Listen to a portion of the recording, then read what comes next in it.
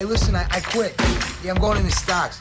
Name of the game. Move the money from your client's pocket into your pocket. But if you can make your client's money at the same time, it's advantageous to everyone, correct? No one is paying attention. It's unbelievable. Have to act now. God, this is intimate. I feel like I'm financially inside of you or something. Okay. I have 5 houses and a condo. I'm considering going long on April wheat. What do you think, Valentine?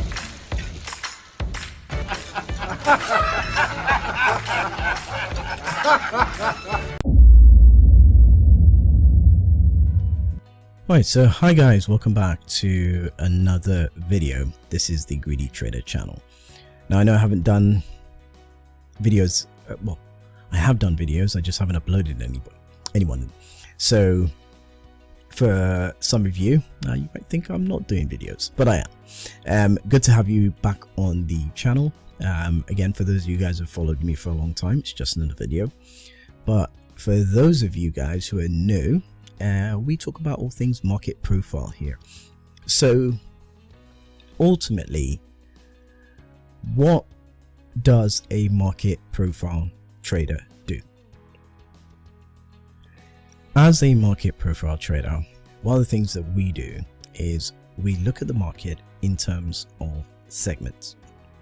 So as opposed to what most traders do, which is look at the market in terms of time or maybe exclusively volume, we tend to focus a lot more on segmentation. So for example, I might segment a market into what, so maybe take a whole year's worth of data, segment it into weeks, and then analyze the behavior of participants, so in other words time at price, to see where the most traders are active, i.e. where they've left their footprints, and to see ultimately where liquidity is going to be the strongest and ultimately where their inefficiencies. So for example, things like gaps in value. Right, so in the last video we did talk about this, gaps in value, and one of the things we were saying is that be aware guys, there's a gap in value trading in the Aussie. Now of course, I was always looking bids and offers, and I was extremely bullish on this asset in terms of direction, and I was looking obviously for us to drop into bids where you could get long, and that was potential. And one of the areas we reviewed was trading out of this level and trading out of this level.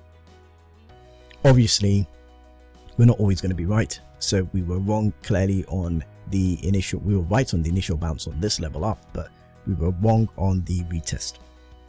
But again, not a big deal. We can clearly see where the liquidity is, so we know that at some point we're going to find support somewhere between this level and this level, and we mark this out on our charts. Right, so essentially the other thing that we do as market profile traders is we look for potential squeeze levels, right?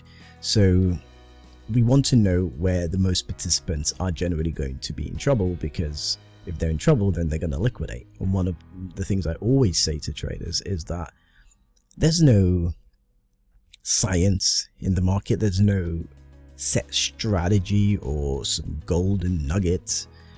None of that exists. What really exists is how many traders have fucked up today, right? And this is kind of what we look for, is where are the majority of people fucking up. And it's really easy to see in a market profile chart.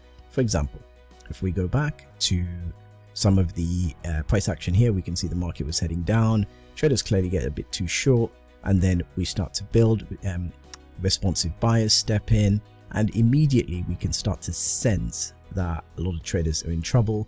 And of course, when we look at where our money flow is, we can see that there's definitely a squeeze potential there. And that's how we position. So we position against that. We want to be long. Well, maybe some traders will say, well, it's a big drop, so the market is incredibly bearish. I don't want to be long against this market. In fact, you know, the week we opened, so if we look at this week, we opened very strongly and we pushed very quickly to the downside. And that's going to send a lot more people getting short as well. Now, again, this is quite common because most traders react. They don't really plan ahead. They react to what they're seeing. So you'd often see generally on the internet, oh, I'm a price action trader. I trade what I see. I react to things, and you know, when something happens, I'm ready to move. And there's always this idea of reacting. I mean, I'm yet to listen to a trader who says, well, this is what I'm planning for this week. If this happens, then I'll do this. The if then scenarios are very uncommon when we talk about influencer trading. I really just did a video the other day, you should check it out, on what to look out for in reality when dealing with Instagram type traders, right? And the reason why I'm saying this is because generally that's what we see, and that's what we get attracted to, is influencer type traders who are willing to step into this field and tell you, well, they know all the secrets and they're making millions. And we all know that, look, it is what it is. If you're a rich kid, for example, and you have access to a trust fund, or you can easily be an influencer trader, for example, and obviously you can level up on whatever, kitty that you have to the side. However, if you're a real trader, maybe you've had to cut your teeth in, you're probably not going to have $1 million to start out with, and that means that you're going to have to really understand your business. And I like to think that most of the people watching this video right now, so if you tuned in for the first time, as you can see, I'm a pretty low-key type YouTube maker video and stuff, because again, I focus a lot more on my trading, right? But on the flip side, I make these videos so I can share them with you so you guys can see how it works. And if anyone wants to come to me and talk to me about how do I do this professionally and properly, then I'm happy to help you. And of course, it's a business model, and because if I give you something of value, you're going to give me something of value, and that's only fair, right? It's a fair exchange. But obviously we can all see with Instagram type traders, it's not really a fair exchange, because they're not really giving you any value. What they're doing is creating lots of buzz and excitement around themselves, and that is causing you to react, all right? And that's how you're going to be as a trader. You're going to be reactionary all the time, because you're following people who are teaching you to be this way for their own benefit. But one of the things that I always say, and what I always do, is I plan for eventualities, and that's how you limit your downside. There's no special put your stop loss here or put it there. Of course, you have to have good risk management, but one of the ways that you're going to succeed is by understanding, okay, how do I plan if this scenario occurs? Where's realistic, for example, to have a stop, right? So just to give you a very prime example, if I'm getting long on this asset from here, for example, this was a good move, right? This is a correct move, but let's say it was wrong, right? I want to be positioned as tight as possible on my stop. And if you ask me why, I'll say, well, look, there's a gap in value behind me. So if I lose the low, I'm likely going to hit the gap. It's a market inefficiency, and it's going to have to get filled.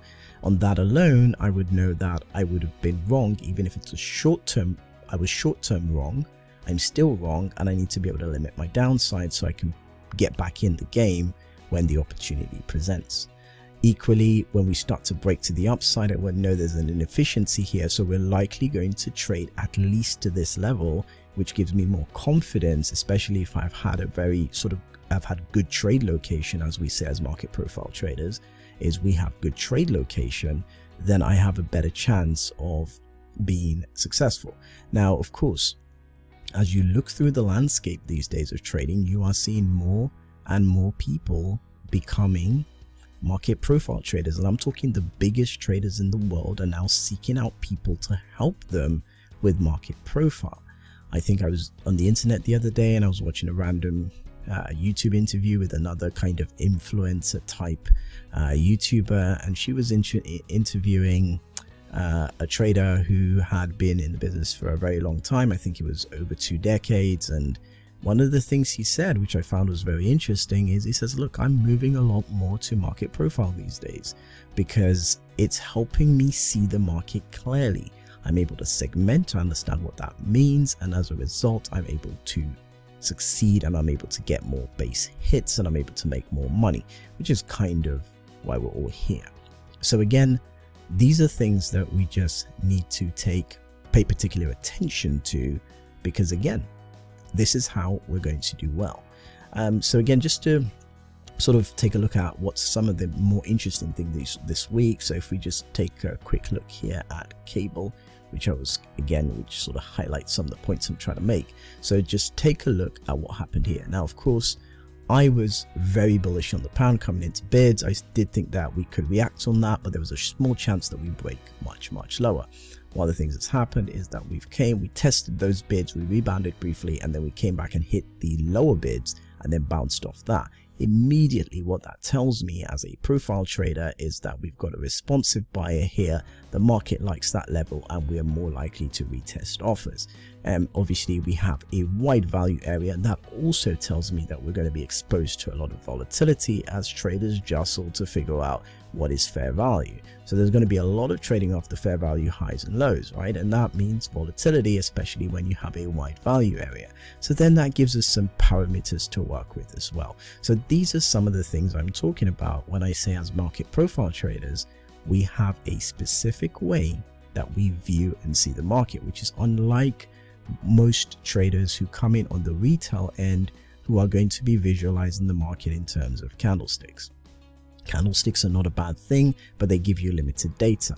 It's what we call open OLHC, so open, low, high, close data, right? So in effect, if you've got a chart that gives you open, low, high, close data, it is sufficient on some level to trade with. But wouldn't you want a chart that gives you, for example, an idea of where bids and offers are, for example, or gives you an idea of where the mode price is, or what we call the point of control, or can give you a concept of fair value, or can allow you to see whether a particular level is worth reacting to or not. So we will all like to have charts that give us specific types of information, and that's what market profile graphics do, is they give you information you otherwise wouldn't have access to from a statistical standpoint, right? So again, if you're not looking at market profile, I implore you to do that, and you should be looking at it. Now, I run a free Discord server, so you can check the link below.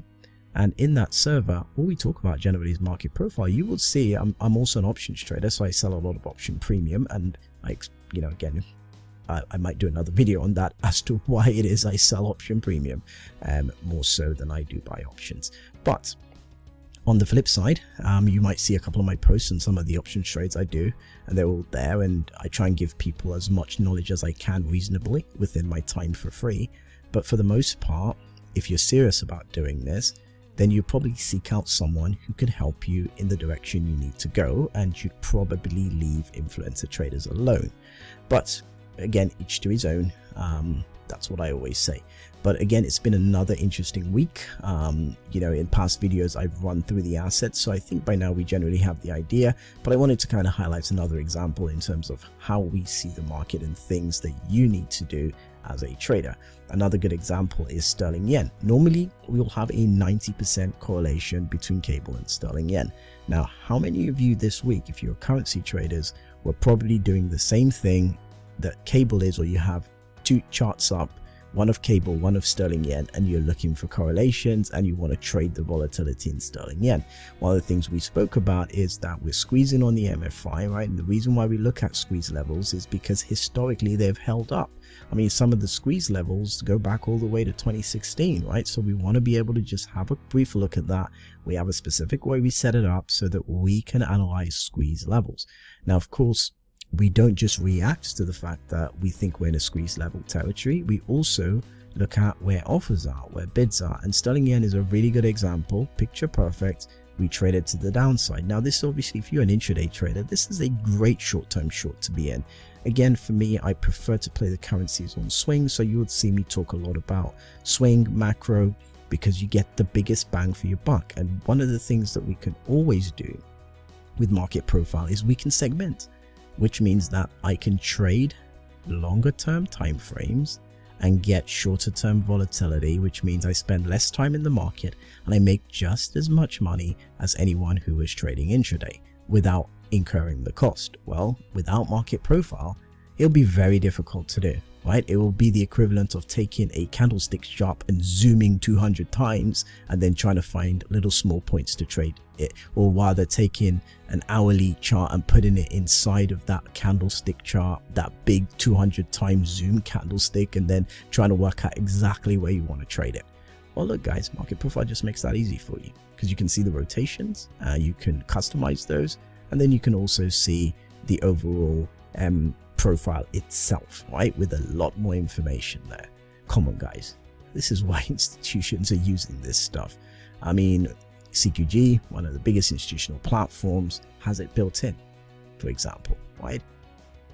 Is what it is. Sierra charts, another example, right? But all of this stuff will cost you money, and it's not free. I'm lucky enough to be I was able to create this for MetaTrader, which is a platform I like to use for data, primarily because I'm in Europe, and it costs me nothing to get all kinds of data from equities to bonds without having to pay astronomical fees. But because I trade cash equities too and options, I still pay fees, but it costs me considerably less. Right? And if you run a trading business, that's the other thing you want to think about, is the cost it's taking you to get into the market. I mean, I've seen, especially US people, obviously I'm in Europe, but people in America talking about I pay $100 every month to get the best fees and the best execution. And it's like, it's wrong. What's going on here? There's clearly a disconnect. But you talk to people in Canada, for example, they seem to kind of get it, because obviously Canada doesn't have things like PDT, so a lot of smaller traders are exploring other avenues like CFDs, for example, something I've spoken about time and time again. But anyway, to save this video being drawn out, thank you very much, guys, for watching. Once again, I will be putting more videos. Check out the Discord server. But to my next video, guys, adios. Hey, listen, I quit. Yeah, I'm going into stocks. Name of the game. Move the money from your client's pocket into your pocket. But if you can make your clients money at the same time, it's advantageous to everyone, correct? No. No one is paying attention. It's unbelievable. Have to act now. God, this is intimate. I feel like I'm financially inside of you or something. Okay. I have 5 houses and a condo. I'm considering going long on April week. What do you think, Valentine?